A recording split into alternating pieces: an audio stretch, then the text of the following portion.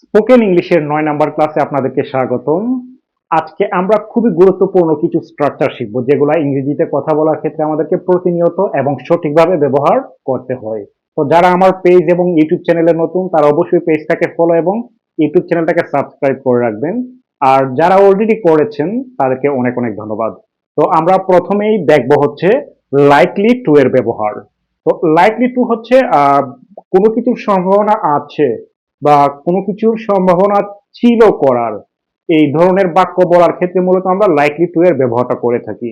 তো আমরা প্রথমে দেখব হচ্ছে বর্তমানে কোনো কিছু করার সম্ভাবনা আছে, যেমন সাবজেক্ট প্লাস এম ইজ আর, যে কোনো একটা নিব আমরা পার্সন অনুযায়ী, তারপরে নিব হচ্ছে লাইকলি টু, তারপর হচ্ছে বর্তমানে যে কাজটা করার সম্ভাবনা আছে, বর্তমানে যে কাজটা করার সম্ভাবনা আছে সেই কাজের জন্য আমরা একটা ভার্ব নিব এবং অবশ্যই সেই ভার্বের ভি ওয়ান অর্থাৎ প্রেজেন্ট ফর্ম হবে, আর বাকি অবজেক্ট অর এক্সটেনশন আসবে। তো এক্ষেত্রে দেখেন সম্ভাবনা আছে, বর্তমানে সম্ভাবনা আছে। তো যদি বলি যে আমাদের ইন্ডিয়ার বিরুদ্ধে আহ, জয়ের সম্ভাবনা আছে, তাহলে কি বলবো? We are likely to win against India. যদি বলি যে আহ, আমার আগামীকাল ঢাকা যাওয়ার সম্ভাবনা আছে, তাহলে কি হবে? I am likely to go to Dhaka tomorrow. তো একইভাবে যদি বলি যে আহ, তার প্রতিযোগিতায় অংশগ্রহণ করার সম্ভাবনা আছে, he is likely to participate in the competition. তার প্রতিযোগিতায় অংশগ্রহণ করার সম্ভাবনা আছে। তো এখন দেখেন আরেকটা জিনিস, এখানে যে লাইকলি, যদি বলি যে বেশি সম্ভাবনা তাহলে কি বলবো? More likely. যদি বলি যে কম সম্ভাবনা তাহলে কি হবে? Less likely. তো একইভাবে যদি বলি আমার ঢাকা যাওয়ার বেশি সম্ভাবনা আছে, I am more likely to go to Dhaka. যদি বলি যে আমার ঢাকা যাওয়ার কম সম্ভাবনা আছে, তাহলে হবে I M less likely to go to Dhaka.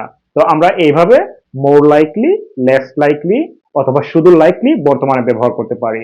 এখন দেখবো হচ্ছে আমরা অতীতে সম্ভাবনা ছিল, মানে বর্তমানে দেখলাম এটা, আর এটা হচ্ছে অতীতে ছিল। যেহেতু অতীত, তাহলে আমরা কি করব? সাবজেক্টের পরে ওয়াজ ওয়ার নিব।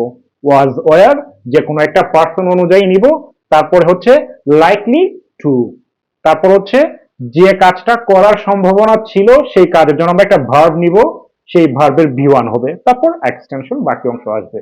তো যদি বলি যে আমার ঢাকা যাওয়ার সম্ভাবনা ছিল, তাহলে কি হবে? I was likely to go to Dhaka. আমাদের ইন্ডিয়ার বিরুদ্ধে জয়ের সম্ভাবনা ছিল, তাহলে হবে we were likely to win against India. তার টুর্নামেন্টে অংশগ্রহণ করার সম্ভাবনা ছিল, he was likely to participate in the tournament. এখন যদি বলি যে তোমার গতকালকে সেখানে যাওয়ার সম্ভাবনা ছিল, you were likely to go there yesterday. তো একইভাবে যদি বলি যে বেশি সম্ভাবনা ছিল, মোর লাইকলি, কম সম্ভাবনা ছিল, লেস লাইকলি। তো বলতে পারি যে আমাদের ইন্ডিয়ার বিরুদ্ধে জয়ের বেশি সম্ভাবনা ছিল, we were more likely to win against India. যদি বলি যে ইন্ডিয়ার বিরুদ্ধে আমাদের জয়ের কম সম্ভাবনা ছিল, we were less likely to win against India.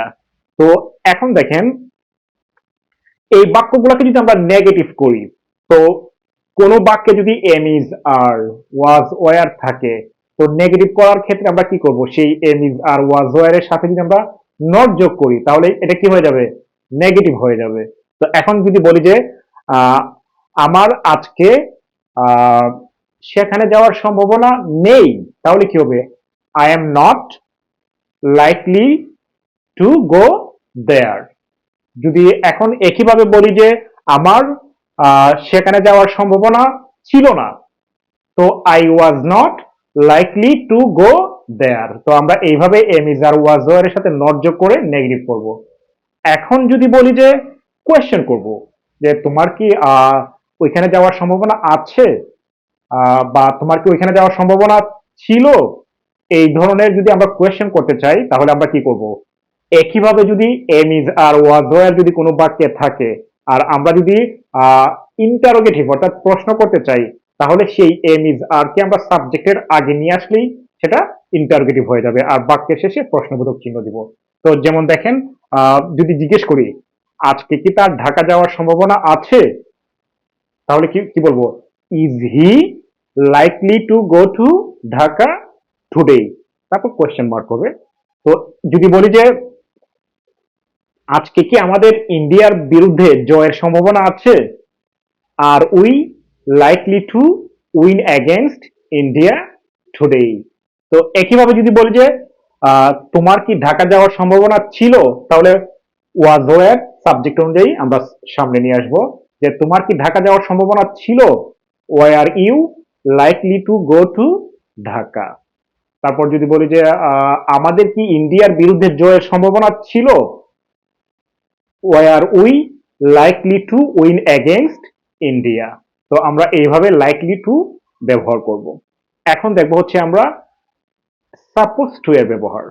কোনো কিছু করার কথা বর্তমানে অথবা কোনো কিছু করার কথা অতীতে ছিল, এই ধরনের বাক্য বলার ক্ষেত্রে আমরা মূলত সাপোজ টু এর ব্যবহার করে থাকি।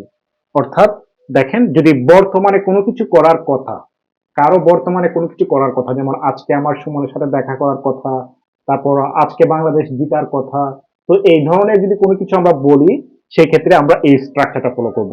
প্রথমে আমরা সাবজেক্ট নিব, তারপর হচ্ছে আমরা পার্সন অনুযায়ী এম ইজ আর যে কোনো একটা নিব, তারপরে আমরা নিব হচ্ছে সাপোজ টু, তারপর হচ্ছে ভি ওয়ান অর্থাৎ যে কাজটা করার কথা সেই কাজের জন্য আমরা একটা ভার্ব নিব, সেই ভার্বের ভি ওয়ান অর্থাৎ প্রেজেন্ট ফর্ম হবে, তারপর বাক্যাংশ আসবে। তাহলে আমরা যদি কয়েকটা এক্সাম্পল বলি তাহলে বিষয়টা আরো বেশি ক্লিয়ার হবে। যেমন আজকে আমার সুমনের সাথে দেখা করার কথা, I am suppose to meet Suman today. যদি বলি আজকে আজকে আমার ঢাকা যাওয়ার কথা, I am suppose to go to Dhaka today. যদি বলি যে তোমার প্রথম পুরস্কার পাওয়ার কথা, you are suppose to get the first prize. তোমার আমাকে একটা স্মার্টফোন কিনে দেওয়ার কথা, you are suppose to buy me a smartphone.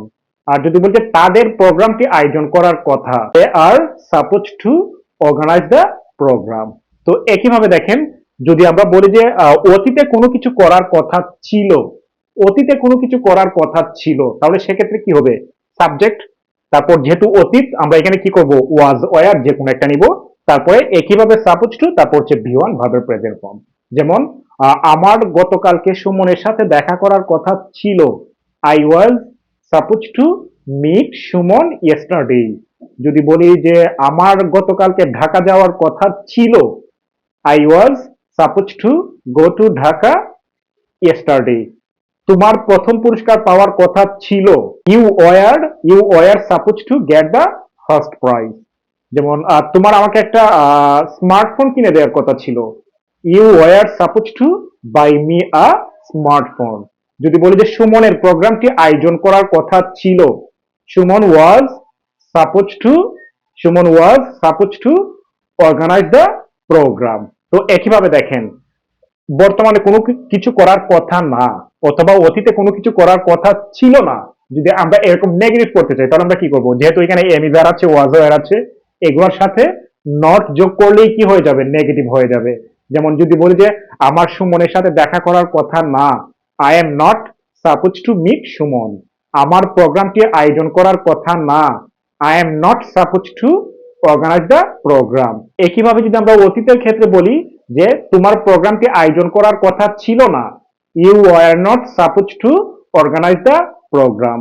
তো একইভাবে দেখেন, আমরা যদি কোয়েশ্চেন করি তোমার কি এইটা করার কথা, তোমার কি ওইটা করার কথা ছিল, তো এখন আমরা কি করব? এই যে ওয়াজ ওয়ার এম ইজ আর এগুলাকে যদি আমরা সাবজেক্টের আগে নিয়ে আসি, তাহলে এটা কি হয়ে যাবে?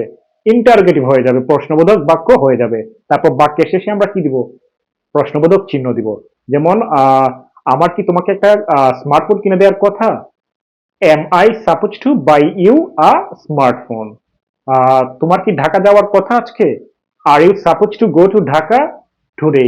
তো যদি অতীতে বলি যে তোমার কি ঢাকা যাওয়ার কথা ছিল গতকালকে, were you suppose to go to Dhaka yesterday। তো আমরা এইভাবে পজিটিভ, নেগেটিভ এবং ইন্টারগেটিভ বাক্য গঠন করব। এখন দেখবো হচ্ছে আমরা হ্যাড বেটারের ব্যবহার। তো ইংরেজিতে কথা বলার ক্ষেত্রে আমরা বলি যে বরং এটা ভালো, তবুও ভালো, বরং তুমি বরং এইটা করো। এই যে এই ধরনের বাক্য যে আমরা বলি, এই ক্ষেত্রে আমরা এই স্ট্রাকচারটা ফলো করব। প্রথমে নিব হচ্ছে আমরা সাবজেক্ট, তারপরে নিব হচ্ছে আমরা হ্যাড বেটার, মানে বরং তবুও ভালো এটা বোঝাতে আমরা হ্যাড বেটার নিব। তারপরে আমরা যে কাজটা করা ভালো, এই কাজের জন্য আমরা একটা ভার্ব নিব, সেই ভার্বের বি ওয়ান অর্থাৎ প্রেজেন্ট ফর্ম হবে, তারপর বাকি অংশ আসবে। তো কয়েকটা এক্সাম্পল বলি, যেমন তুমি বরং ইংরেজি শিখো, বা তোমার বরং ইংরেজি শেখা ভালো, you had better learn English. তুমি বরং তোমার প্রেজেন্টেশনের টপিকটা চেঞ্জ করো, you had better change the presentation topic. তুমি বরং প্রোগ্রামটা আয়োজন করো, you had better organise the programme. তুমি বরং মিটিংটা স্থগিত করো, you had better postpone the meeting. তো আমরা এইভাবে হ্যাড বেটার ব্যবহার করবো। এখন দেখবো হচ্ছে আমরা উড রাদারের ব্যবহার। অনেক সময় কিন্তু আমরা বলি যে এইটা করার চেয়ে বরং ওইটা করা ভালো, অথবা এইটা নেওয়ার চেয়ে বরং ওইটা নেওয়া ভালো। তো এই ক্ষেত্রে আমরা উড রাদার ব্যবহার করব। আমাদের দুইটা স্ট্রাকচার ফলো করতে হবে। প্রথম স্ট্রাকচারটা দেখেন, প্রথমে আমরা সাবজেক্ট নিব, তারপর হচ্ছে আমরা উড রাদার নিব, তারপরে আমরা নিব হচ্ছে ভি ওয়ান অর্থাৎ ভার্বের প্রেজেন্ট ফর্ম, তারপরে নিব হচ্ছে আমরা দেন, তারপরে আরেকটা ভি ওয়ান নিব, তারপর বাকি অংশ আসবে। এক্ষেত্রে ক্রিয়ার ধরন বা বাক্যের ধরনটা হবে এরকম, এটা করার চেয়ে বরং ওইটা করা। যেমন দেখেন, এই ভি ওয়ান এইটা করার চেয়ে বরং আমি এইটা করব, এই ভি ওয়ানটা আমি করব, এইটা করার চেয়ে বরং আমি এইটা করব। যদি বলি যে ভিক্ষা করার চেয়ে আমি বরং মারাই যাব, I would rather die than beg. তো যদি বলি যে ফুটবল খেলার চেয়ে আমি বরং স্টাডি করব, I would rather study than play football. তো যদি বলি যে তুমি বরং বিশ্রাম নাও, ভিডিও গেমস খেলার চাইতে তুমি বরং বিশ্রাম নাও, you would rather take rest than play video games. তো এটা তো বড় হচ্ছে এইটা করার চেয়ে ওইটা করা। তো আমরা অনেক সময় বলি না এইটার চেয়ে বরং তুমি এইটা নাও। তো এই ক্ষেত্রে দেখেন, প্রথমে সাবজেক্ট হবে, তারপরে উড রাদার হবে, তারপর হচ্ছে বি ওয়ান, তারপরে একটা নাউন হবে, তারপরে দেন হবে, তারপরে নাউন হবে আরেকটা। এই নাউনের চেয়ে বরং তুমি এই নাউনটা, মানে এইটার চেয়ে বরং তুমি এইটা নাও। যদি এই ক্ষেত্রে হবে এটার চেয়ে বরং ওইটা, কফির চেয়ে তুমি চা পান করো, তাহলে কি হবে, you would rather drink tea than coffee. তো আমরা এইভাবে উড রাদারকে ব্যবহার করব। এখন আমরা দেখবো হচ্ছে ইট ইজ টাইম টু এর ব্যবহার। আমরা কিন্তু অনেক সময় বলি যে এটা করার সঠিক সময় এটা, ওইটা করার সঠিক সময় এটা। তো এই ক্ষেত্রে আমরা এই স্ট্রাকচারটা ফলো করব, ইট ইজ টাইম টু, তারপর হচ্ছে যে কাজটা করার সঠিক সময়, আমরা সেই কাজের জন্য আমরা একটা ভার্ব নিব, সেই ভার্বের বি ওয়ান অর্থাৎ প্রেজেন্ট ফর্ম হবে, আর বাকি অংশ আসবে, অর্থাৎ কোনো কাজ করার সঠিক সময়। তো যদি বলি যে কাজটা করার সঠিক সময় এখন, it is time to start the work. ইংরেজি শেখার সঠিক সময় এখন, তাহলে কি বলবো, it is time to learn English. তারপর যদি বলি যে জায়গাটা ত্যাগ করার এখনই সঠিক সময়, it's time to leave the place. যদি বলি যে ফুটবল খেলার এখনই সঠিক সময়, it's time to it's time to play football.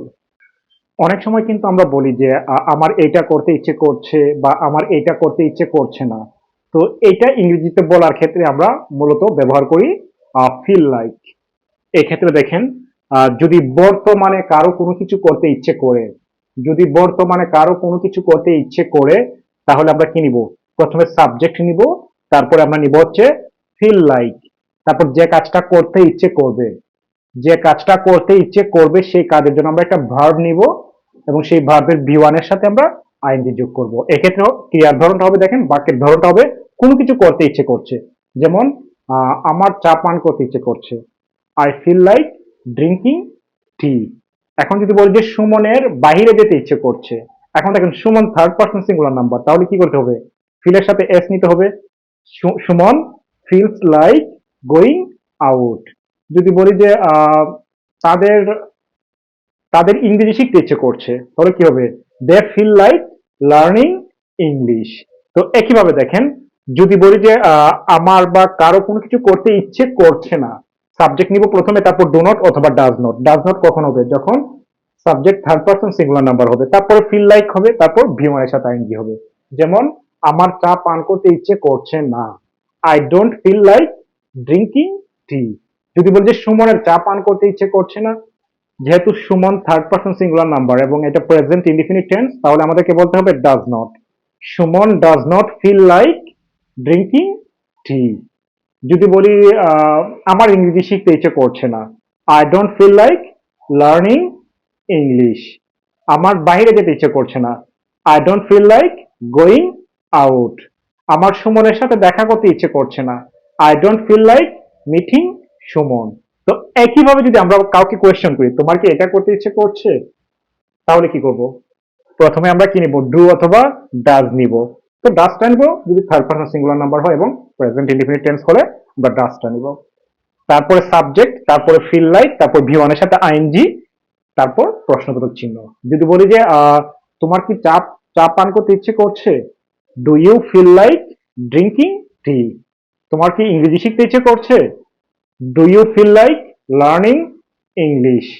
সুমনের কি বাইরে যেতে ইচ্ছে করছে, does Suman feel like going out.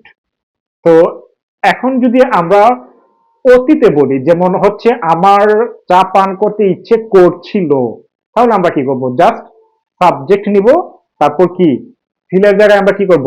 এই ফিলের জায়গায় আমরা শুধু ফেল্ট বলবো, যেহেতু এটা অতীতে ইচ্ছে করছিল। তাহলে কি ফিলের পাস্ট ফর্ম ফেল্ট। যেমন আমার চা পান করতে ইচ্ছে করছিল, I felt like drinking tea. তো একইভাবে যদি বলতে ইচ্ছে করছিল না, তাহলে এটা কি অতীতের নেগেটিভ, তাহলে আমরা কি নিব? ডিড নট নিব। আমার চা পান করতে ইচ্ছে করছিল না, I did not feel like drinking tea. তো আমরা এইভাবে ফিল লাইক কে ব্যবহার করতে পারি। অনেক সময় কিন্তু আমরা বলি যে এইটা করা ছাড়া আমরা এটা করতে পারি না, বা যেমন যদি আমরা বলি যে কঠোর পরিশ্রম ছাড়া আমরা জীবনে সফল হতে পারি না। তো এই ধরনের বাক্য বলার ক্ষেত্রে আমরা কিন্তু এই স্ট্রাকচার ফলো করবো। দেখেন, উইথাউট প্লাস ভি ওয়ান এর সাথে আইএনজি, মানে ভার্বের প্রেজেন্ট ফর্মের সাথে একটা আইএনজি থাকবে।